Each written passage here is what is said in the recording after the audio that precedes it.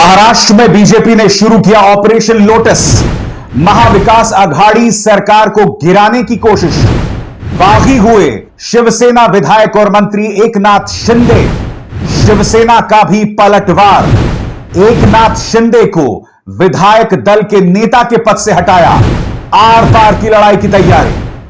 नमस्कार दोस्तों, तो महाराष्ट्र में भारतीय जनता पार्टी ने ऑपरेशन लोटस शुरू कर दिया है और ये कहा जा सकता है कि इस वक्त मुख्यमंत्री उद्धव ठाकरे, कहा जाए महाविकास आघाड़ी सरकार को पिछले 2.5 साल की सबसे बड़ी चुनौती का सामना करना पड़ रहा है।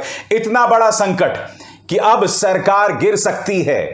आपके सामने कुछ चेहरों से मैं आपका परिचय कराना चाहूंगा। आपके स्क्रीन पर एकनाथ शिंदे, ये हैं महाराष्ट्र में शिवसेना नेता, विधायक और मंत्री, जो कि वहां के अर्बन डेवलपमेंट मिनिस्टर हैं। और शुरुआत में खबर आती है कि 12 विधायकों के साथ ये गुजरात के सूरत में ली मेरिडियन होटल में पहुंच जाते हैं। बाद में 12 से 22 हो जाता है और अब यह पता चल रहा है कि आज दोपहर को उद्धव ठाकरे के घर में जो बैठक बुलाई गई थी दोस्तों, उसमें करीब 35 विधायक नहीं पहुंचे थे।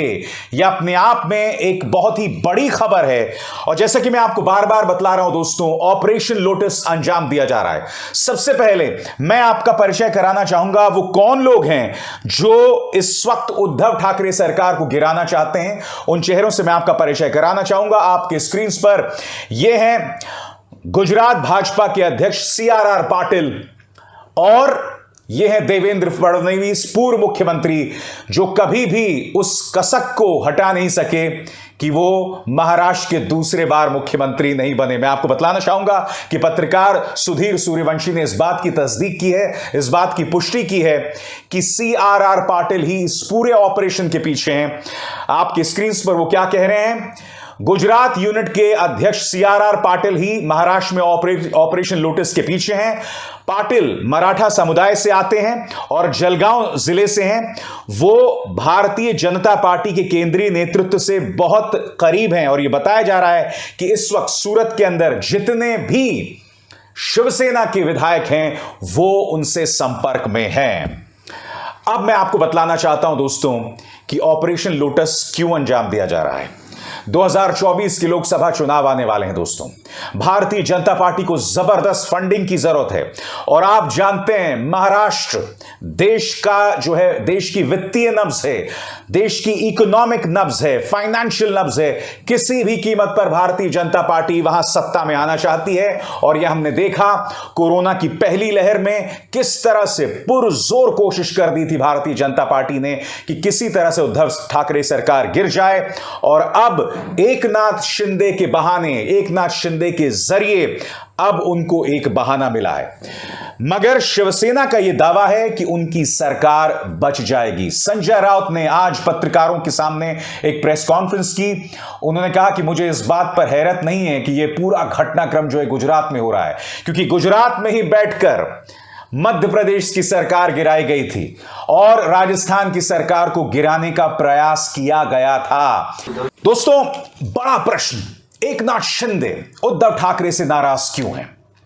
उसके लिए मैं आपके सामने कुछ तथ्य रखना चाहूंगा। एकनाथ शिंदे ठाणे की पृष्ठभूमि के एक बहुत ही प्रभावशाली नेता हैं। 2014 में वो नेता विपक्ष भी थे महाराष्ट्र के अंदर और कहीं ना कहीं उनके मन में एक ख्वाब था कि वो अगले मुख्यमंत्री बनेंगे शिवसेना की तरफ से, मगर ऐसा हुआ नहीं और उद्धव ठाकरे बन गए। मगर उन्हें एक बहुत ही मलाई वाला मंत्रालय दिया गया, अर्बन डेवलपमेंट मिनिस्ट्री। अब दिक्कत यह हुई कि उन्हें अर्बन डेवलपमेंट मिनिस्ट्री दी गई, मगर उद्धव ठाकरे ने अपना एक आदमी उनके सिर पर बिठा दिया जो लगातार उनकी तमाम एक्टिविटीज को मॉनिटर करता था। इस बात को लेकर एकनाथ शिंदे बहुत ज्यादा नाराज थे। नाराजगी की और भी वजह थी। उनके साथ जो उनके समर्थक विधायक हैं वो इस बात से नाराज थे कि उद्धव ठाकरे से जब भी मिलने के लिए कहा जाता था वो कभी उनसे मिलते नहीं थे। क्योंकि देखिए, उद्धव ठाकरे अब शिवसेना के सिर्फ नेता नहीं रहे थे, वो महाराष्ट्र के मुख्यमंत्री थे और उनसे न तो शिवसेना का कोई विधायक मिल पाता था, ना कांग्रेस का, ना एनसीपी का।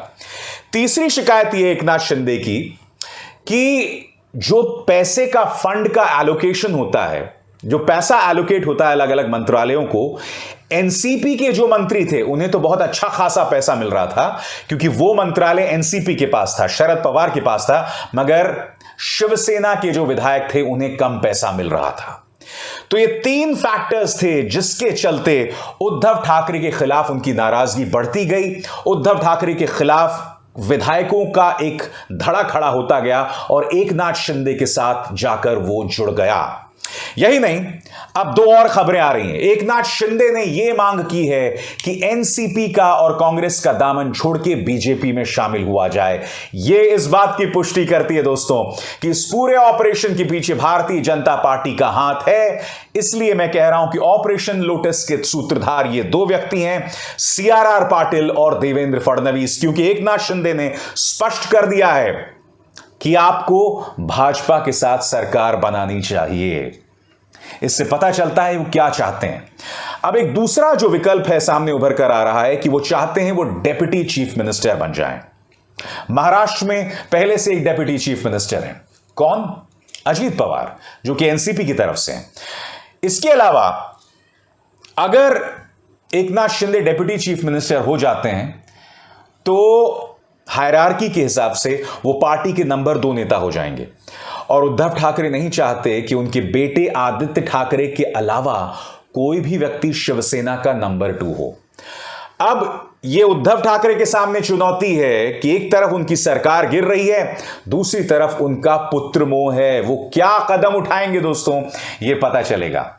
मगर हां, इसने एक बात को प्रमाणित कर दिया है कि भारतीय जनता पार्टी साम दाम दंड भेद से जिन राज्यों में उनकी सरकार नहीं है, या तो उनका जीना मुहाल कर देंगे या उनकी सरकार गिरा देंगे। और आपके सामने मध्य प्रदेश की मिसाल है। अच्छी खासी सरकार चल रही थी, वहां पर भी सिर्फ टवल चल रहा था, वहां पर भी ज्योतिरादित्य सिंधिया वर्सेस कमलनाथ था और वहां पर भी राहुल गांधी ने उनका ध्यान नहीं दिया। नतीजा आपके सामने है।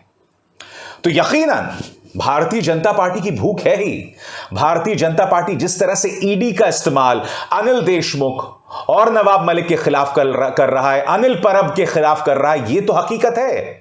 मगर पार्टियों के अंदर भी जबरदस्त विरोधाभास है, हम उसे कैसे नजरअंदाज कर सकते हैं। आज शरद पवार भी पत्रकारों से रूबरू हुए। पत्रकारों ने उनसे पूछा कि Eknath Shinde deputy chief minister बनना चाहते हैं, आप इस बारे में क्या कहना चाहेंगे? तो शरद पवार ने कहा कि चीजों को बदलने की बिल्कुल भी जरूरत नहीं है। वैसे भी ये शिवसेना का अंदरूनी मामला है और उन्होंने उम्मीद जाहिर की कि इसका समाधान जल्द। यकीनन दोस्तों, हो सकता है कि जब तक मेरा यह कार्यक्रम 1 या 2 घंटे का हो जाए, कोई बहुत बड़ा भूचाल आ जाए महाराष्ट्र की सरकार में। मगर फिलहाल इस बात को सिरे से इनकार शिवसेना कर रही है। मगर यह बहुत बड़ा संकट है शिवसेना के सामने। और यकीन मानिए, अगर महाराष्ट्र में सरकार गिर जाती है तो 2024 से पहले नहीं, साल के अंत में जो गुजरात के चुनाव होने हैं उससे पहले भारतीय जनता पार्टी को जबरदस्त जो है शॉट इन द आर्म मिलेगा। यानी कि उन्हें बहुत जबरदस्त फायदा होगा। वो ये प्रचार कर सकेंगे कि हमने देखिए महाराष्ट्र में सरकार गिरा दी, वहां पर अपनी सरकार कायम कर ली है और 2024 के लिए उन्हें कोई नहीं रोक पाएगा। ऐसा बुलडोजर चलेगा, ऐसा राजनीतिक बुलडोजर चलेगा जिसके सामने कोई दल टिक नहीं पाएगा। बहरहाल मेरा वादा है कि अपने इस मंच पर महाराष्ट्र को लेकर तमाम जो घटनाक्रम आता है वो मैं आप तक पहुंचाता रहूंगा। अभिसार शर्मा को दीजिए इजाजत। नमस्कार।